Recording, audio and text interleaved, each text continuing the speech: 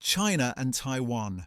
Two names that instantly draw attention, two lands bound together by history yet divided by politics, ideology, and identity. For decades, analysts have said that this unresolved dispute could spark the next great global conflict. But let us pause for a moment and ask a different question. What if this story is not only about conflict and risk, but also about opportunity? What if peace, rather than war, is what truly shapes the next world order? To understand this, we must go back in time. In 1949, the Chinese Civil War ended. The Communist Party under Mao Zedong established the People's Republic of China on the mainland, while the defeated nationalists fled across the strait to Taiwan. Since then, Beijing has always maintained that Taiwan is part of China under the principle of one China.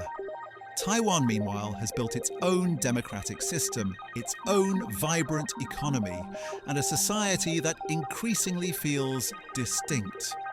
The conflict has never been fully resolved, but instead carefully managed, sometimes tense, sometimes calm, yet never disappearing.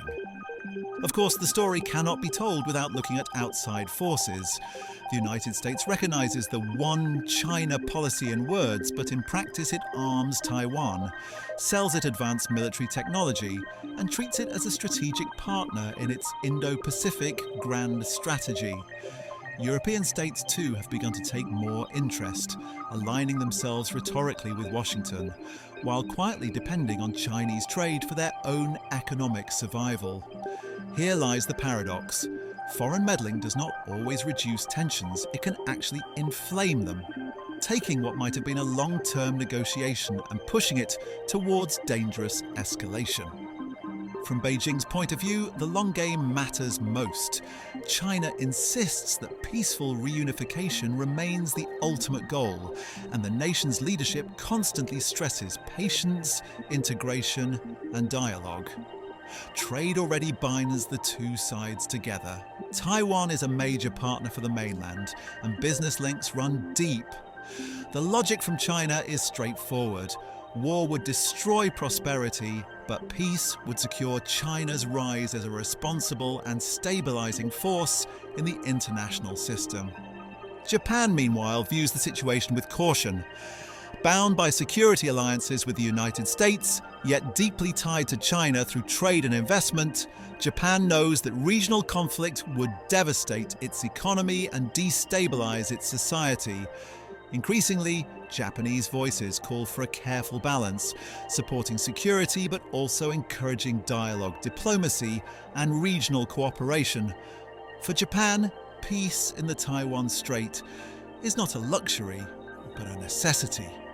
South Korea's perspective is equally complex. It is a democracy like Taiwan, and it shares concerns about security and sovereignty. Yet it is also deeply dependent on China, its largest trading partner. For Seoul, a peaceful resolution would mean stability, stronger trade, and the ability to focus on its own domestic challenges, rather than being drawn into yet another geopolitical confrontation. Koreans know that the price of conflict in the Taiwan Strait would be felt in every household through disrupted supply chains and economic decline. And what of the global economy? The Taiwan Strait is one of the world's most important shipping lanes, a vital artery for semiconductors and advanced technology. A single disruption could paralyze industries from Silicon Valley to Frankfurt, from Johannesburg to São Paulo. But imagine the opposite scenario. Imagine a world in which stability prevails, where the free flow of goods, ideas, and technology across the strait reassures investors, secures innovation, and strengthens global confidence. That is the peace dividend. That is what is at stake. The impact is not only regional. Africa and the wider global south watch this issue carefully. China invests billions into infrastructure across Africa, while Taiwan brings technology, education, and expertise. For these countries, conflict in East Asia would mean resources diverted from development into weapons, attention shifted from cooperation into rivalry.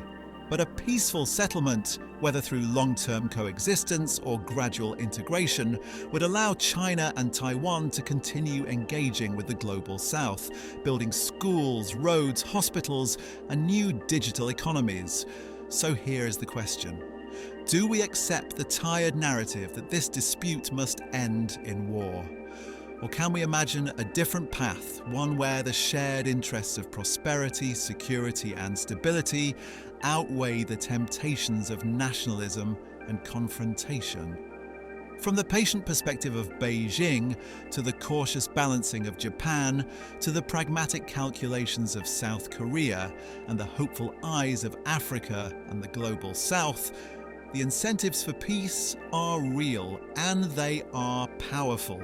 This is not to say the problem is simple, it is not, but history is never pre-written. The Taiwan question could yet become a symbol, not of division, but of unity. A reminder that in the 21st century, the world need not be ruled by conflict, but can instead be guided by cooperation, pragmatism, and shared prosperity. If you found this discussion insightful, I encourage you to revisit our earlier episodes where we explored power shifts in Europe, the hidden dynamics of globalization, and the battles over class and economy in Britain and beyond. And do stay tuned for our next video where we will dive into Africa's emerging role in the future world order. A story that is not being told loudly enough, but which may define the decades to come.